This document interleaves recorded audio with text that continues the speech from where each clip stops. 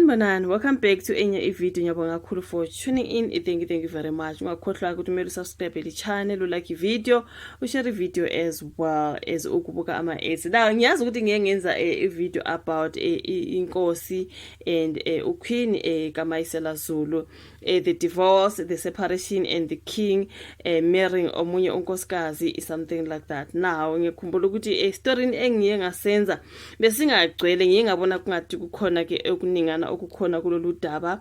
Like I said, anything else ngizoza ne-update because ngiyengasusa ke udaba lwenkosi ke no Queen.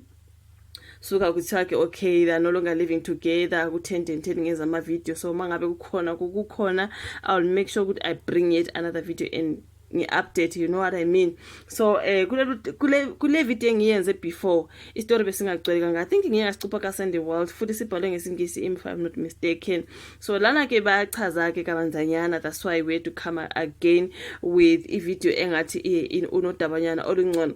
Bathu ke kamagula kuNdlunkulu ukaMayisela omisa ke umshado weSilo.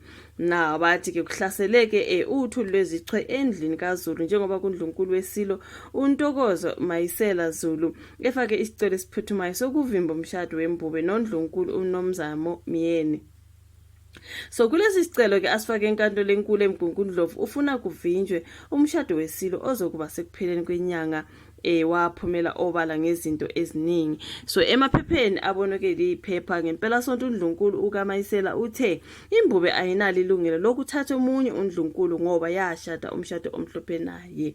So uNdlunkulu kaMayisela uthe njengoba ke beshada umshado omhlophe umthetho awukuvuma ukuthi omunye wabo aphinde ashade omunye umuntu, ingakho ezomisa ke lo mshado since she is being divorced. Now nakuba etheke akananxa nokuthi iSilo sithathe omunye uNdlunkulu, ukhale ngokuthi ezinye izinqumo zembube zihlambalaza iSilo.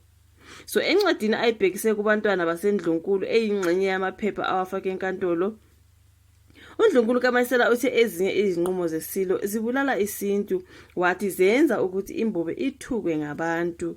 So uNdlunkulu kaMayisela ufuna ukuthi ke isicelo sakhe silalelwe ngoJanuary 20 ngo-2025.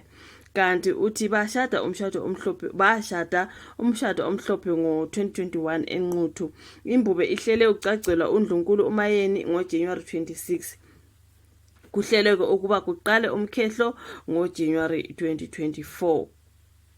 Now uNdlunkulu kaMayisela uthi ukhona umhlangano ohleliwe oxoxa ngomshado weSilo kodwa ke ungenyanga ezayo ngoFebruary. So ngaleso sikhathi lizobe selidumela adlula njengoba ke umshado uzobe sudlulile. So umshado wesilungu esiwushadile awuvumi ukuthi imbube ithathe isithembu.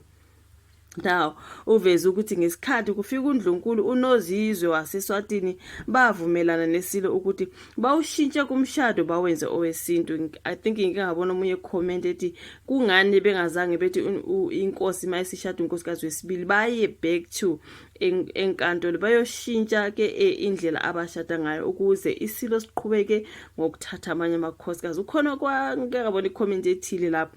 So kuthiwa kuvezile ukuthi ngesikhathi kufika uNdlunkulu uNozizwe waseSwatini bavumelana neSilo ukuthi bawushintshe kumshado wabo bawenze owesintu. Safuna izeluleko kubameli ngalokhu basiluleka ukuthi zimbili ke indlela zokwenza lokho. Eyokuqala ukuhlukanisa bese sibhalisa ke owesintu, ukuhlukanisa bese sibhalisa ke owesintu okuyinto ke eyayizoba yihlazo ngoba kuphambene nesiko ukuthi iSilo sihlukanise umshado. Ingakho nje uNdlunkulu trying to fight this one. Ngizwile abantu bethi no, iSilo asihlukanisi, akuvumelekile ukuthi iSilo sihlukanise. Kwase kubuye kuthiwe phela kumele hambe ngeenkhathi zamanje. Lawo ma video ngiye ngawenza bafethu ukuthi bakhona abathi phela kwakudala manje kumanje. Ngiyathemba wabukile lawo ma video ngiye walahlela. So bathi ke eyokuqala ithi yona kumele bahlukanise bese bebhalisa ke umshado wesintu okuyinto eyayizoba ihlazo ngoba kuphambene nesiko ukuthi iSilo sihlukanise umshado. Now esibili bekuwukuthi ke ukufaka isicelo enkantolo ukuthi uguqulwe okunesithunzi futhi izokwenza indlela yesintu ibe namalungelo afanayo nawesilungu. Buthi savumelana ke nengonyama ukuthi sithathe uhlelo lwesibili. Sathi sesiphakathi nalo imbube yathi asilumise lolu hlelo ngaphandle kwezizathu. na uveze ukuthi ke usenovalo ke ngokuphepha kwakhe kanjalo namazinyane esilo ahleli nawo. Ingonyama ayikaze ingibikele ukuthi ithatha uNdlunkulu noma ngiyibuza iyakuphika lokho. So he went on washada umamyeni wayokhipha ilobola eNtontoni according to what we heard. Kodwa kuthi uNdlunkulu kaMayisela uthi ingonyama ayikaze imbikele ukuthi ithatha uNdlunkulu noma ngiyibuza iyakuphika lokho. Suphika kanjani manje ukuthi uyashada ke ngoba naku ayinkosi yami kodwa kuningi bakithi. Uthi ngisahleli esigodlweni nabantwana bami ingonyama iyafika futhi izosibona umshado obikwayo nomamiyeni awukwazi ukwenzeka kungalungisiwe izinto ngendlela.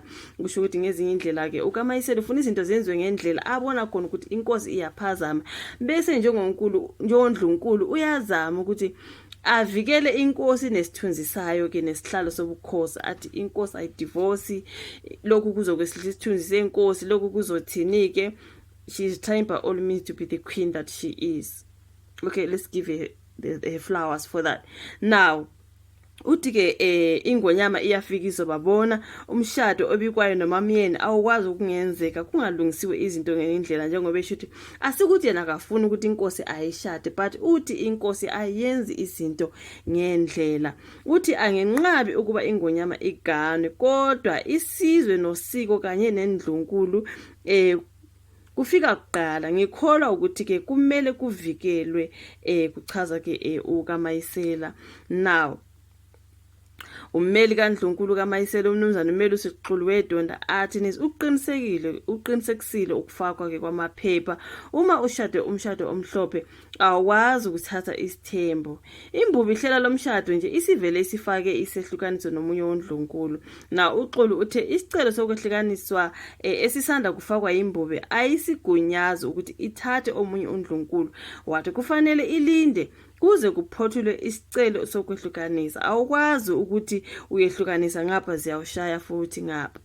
So bathi bekumele ukuthi aqala divorce bese esengaqhubeka ashade. Manje ke kuhlangene uyashada ngapha uyahlukanisa ngapha bathi akukwazi ukungenzeka kanjalo.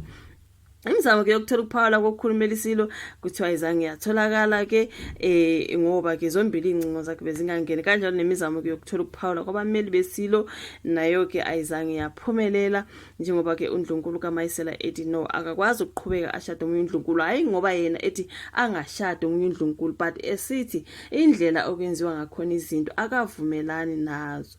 So angazi bafethu this is what it is istory ke njengoba bengishilo ngathi kukhona okunye ngikubonile ekungathi bekungekho ku video yami ya before ngase ngithi akungcono ke sigcwalise when it comes to this one. Angazi uzosho uvuka la ka conversation mhlawumbe nizale ebukhosini uyazi izindlela ukuthi into ezenziwa kanjani thina we just see stories going around bese senza ama video kodwa ke usungaphawula on the comment section ulike i video subscribe share siphinde sibonane futhi kwenye ezolandela. Bye.